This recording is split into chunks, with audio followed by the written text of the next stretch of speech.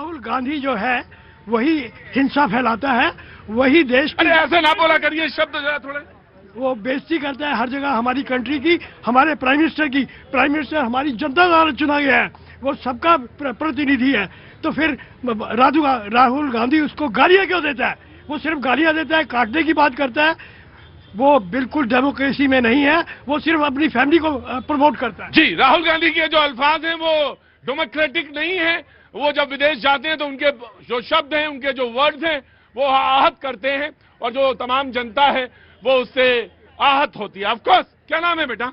राशि ठाकुर। हाँ, राशि ठाकुर, बोलिए। मेरा सवाल यहाँ खड़ी सभी जनता के लिए है, क्या आप कांग्रेस के खड़े प्रतिनिधि से सहमत है कि हमारे इंटरनेशनल रिलेशंस इस टाइम मोदी ने जो बनाए हैं वो सही नहीं चल रहे हैं? क्या आप लोग सहमत है इस चीज से? तुम ये सवाल तो रखो, लेकिन तुम अंदर आओ यहाँ एक मिनट। यहाँ मेरे पास, यहाँ। क्या नाम है तुम्हारा? राशि ठाकुर। राशि ठाकुर, तुम कर क्या रही हो? मैं जॉब करती हूँ। जॉब करते हो? जॉब क्या है? मैं टीचर हूँ। टीचर है ये, क्योंकि इसके सवाल पूछने की जो टेक्निक थी वो ऐसी थी कि इन्वॉल्व करती है लोगों को। और मैं समझ, टीचर तुम सबसे नंबर 1 टीचर हो। तुमने तुरंत कहा कि जो मैं सवाल पूछती हूँ वो सवाल पे तमाम यहाँ खड़े हुए लोग अपना पक्ष रखें। क्या वो सहमत हैं? जब वो ये सवाल क्या था आपका कि क्या इंटरनेशनल रिलेशंस हमारे अच्छे नहीं चल रहे हैं जो मोदी जी ने क्रिएट किए हैं सभी देश के साथ? राइट, ये सवाल इन्होंने रखा। जी जनाब आली, रुको, देर से आते हो, एकदम तुरंत आगे हावी हो जाते हो, रुको। देखिए, राहुल गांधी ने जो भी बोला जर्मनी में बेशक बोला हो, लेकिन वो सत्यता के आधार पर है। सत्यता के आधार पर ये भी है कि कहा कि ईडी सीबीआई का दुरुपयोग कैसे करती है हथियार के तौर पर, और ये सरकार के साथ साक्ष्य भी है। नारायण राणे जिन पे 300 करोड़ के मनी लॉन्ड्रिंग का आरोप किसने लगाया था? किरीट सोमैया ने लगाया था। उनकी जांच शुरू हो गई। आज क्या है, जैसे ही वो इनके तरफ आए तो आज मंत्री भी बने हुए हैं और 300 करोड़ की ईडी का जो जांच चल रही थी उसका पता नहीं। हेमंत बिश्व शर्मा पहले कांग्रेस में हुआ करते थे, तरुण गोगोई सरकार में स्वास्थ्य मंत्री थे, वहां पर उन पर घोटाले का आरोप लगा, शारदा चिट फंड घोटाले का। 2014 में सीबीआई दफ्तर में कोलकाता में कई घंटे उनसे पूछताछ हुई।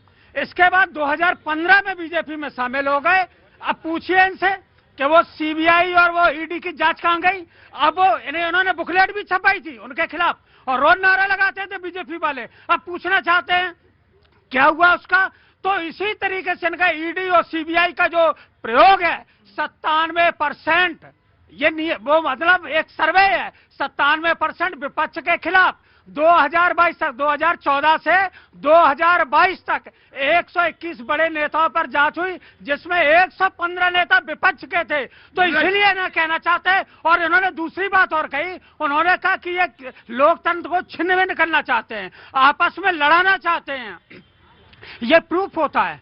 प्रूफ ऐसा होता है कि जो संवैधानिक पद पर बैठा हुआ व्यक्ति अगर 80-20 का नारा लगाए, संवैधानिक पद पर बैठा हुआ व्यक्ति अगर अली बजरंगवाली के नारा लगाए, संवैधानिक पद पर बैठा हुआ व्यक्ति अगर शमशान कब्रिस्तान की बात करे, तो आप अगर कपड़ों से पहचानने की बात करें, तो आप निश्चित रूप से, क्योंकि आपने जो संविधान की शपथ ली है वो सबको साथ लेने की। राइट, एक मिनट भाई, आराम से, कोई लड़ाई झगड़ा नहीं है। जी आपका है। अब नाउ यू विल रिस्पॉन्ड। जी, राजनीति बड़ी गजब की चीज है। आरोप प्रत्यारोप तो लगते ही अभी पूरा लाइन घुमा रहे थे। मुलायम सिंह यादव जी पे आय से अधिक संपत्ति का मामला दर्ज होता है। सीबीआई कितने दिन में क्लोजर रिपोर्ट दे देती है और उसके बाद कोर्ट की टिप्पणी क्या आती है? कोर्ट की टिप्पणी आती है। मैं किसी नेता को कोर्ट नहीं कर रही हूँ, कोई बुकलेट नहीं बता रही हूँ। देखो, परेशान ना हो।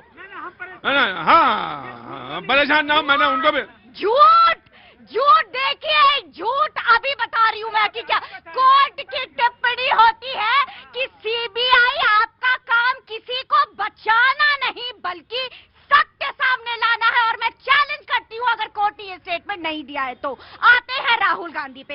राहुल गांधी जी जब बोलते हैं ना विदेश में, तो मुझे लगता है कहीं और तो नहीं लेकिन भारत में नीचे ना डिस्क्लेमर जरूर चलना चाहिए कि यह काल्पनिक कथा है, इसका सच्चाई से कोई वास्ता नहीं है, न ही भारत के न्यायिक व्यवस्था से इसका कोई लेना देना है, न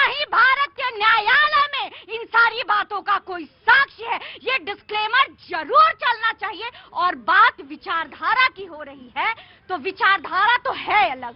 विचारधारा अलग तब होती है जब आप कश्मीर में दलितों को 2 दर्जे की नागरिकता 370 दे करके बांधे हुए होते हैं और ये सरकार आकर के उस दास्तां से मुक्त करती है, तो विचारधारा है अलग। विचारधारा है अलग जब आप स्त्रियों के सम्मान के लिए एक सामान्य शौचालय तक की सोच नहीं रखते हैं और सरकार आकर के इज्जत घट देती है, तो विचारधारा है अलग। और विचारधारा है अलग जब आप सुप्रीम कोर्ट के निर्णय को अपने तुष्टीकरण की राजनीति के लिए शाहबानों के इसमें पलट देते हैं।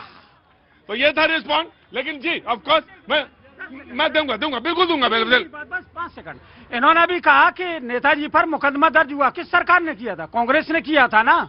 उसी सरकार में आय से अधिक संपत्ति का मामला खत्म हो गया। इसमें वो दोनों बात कहें, इसमें तो आपको मैं बता रहा था कि जो लोग बीजेपी में आ गए हैं उन पे मामला सब खत्म हो गया। बताइए कौन चल रहा है? मैं कोर्ट की टिप्पणी बता रही थी कि कोर्ट ने सीबीआई क्लोजर रिपोर्ट पे क्या कहा। बात को आप जलेबी की तरह घुमाएंगे लेकिन बात वही रहेगी जो न्यायालय ने कहा। सरकार में भी कोर्ट ने कोर्ट में जो फैसला इसी सरकार ने वापस भी ले लिया। बोले इन्होंने तो भैया चोर चोर मौसेरे भाई, आप तो दोनों जने का ही हो ना। 2 बबुआ 2 नमूने जो बता रहे हैं आप, दिल्ली में और लखनऊ में दोनों एक ही तो हो ना। और दूसरी बात मैं कहना चाहता हूँ, आपने ईडी सीबीआई की बात की है, मुलायम सिंह यादव जी ने खुद कहा था। देखिए अब आप देखिए, no this is not the way, this is not the way. देखिए आप नियम का उल्लंघन कर रहे हैं, फिर आप परेशान मत होइएगा। हाँ, हमें कांग्रेस की सरकार में क्लीन चिट मिल गई तो कांग्रेस और समाजवादी तो एक ही साथ खड़ी है, एक ही घाट का पानी पी रही है, तो क्लीन चिट तो मिलना ही मिलना है। और दूसरी बात मैं कहना चाहता हूँ, मुलायम सिंह यादव जी ने ईडी सीबीआई कांग्रेस के ऊपर आरोप लगाए थे कि कांग्रेस ईडी सीबीआई विपक्ष के ऊपर छोड़ देती है। वो भी तो आप बताइए। एक विदेश नीति की बात की अभी हमारे कांग्रेस के प्रवक्ता ने। सबसे ज्यादा सर्वोच्च नागरिक अगर सम्मान किसी प्रधानमंत्री को मिला है तो श्री नरेंद्र मोदी जी को मिला है। जितने भी प्रधानमंत्री आए सबसे ज्यादा सर्वोच्च नागरिक सम्मान अगर किसी को मिला है तो श्री मोदी जी को मिला है।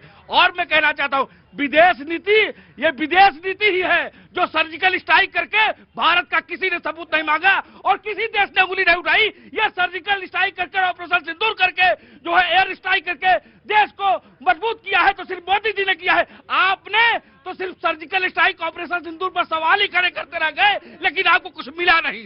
Right taking your point. जी आइए, of course now the panel will be open. हाँ जी मुझे लग रहा है कि नेता प्रतिपक्ष के रूप में राहुल गांधी जो देश को प्राप्त हुए, देश के लिए बड़ी सौभाग्य की स्थिति है ये। अरे no, सर देखिए आप बुजुर्ग हैं, मैं आपका बहुत सम्मान करता हूं। 1 मिनट को चुपचाप खड़े रहोगे। जी आप क्या कह रहे थे?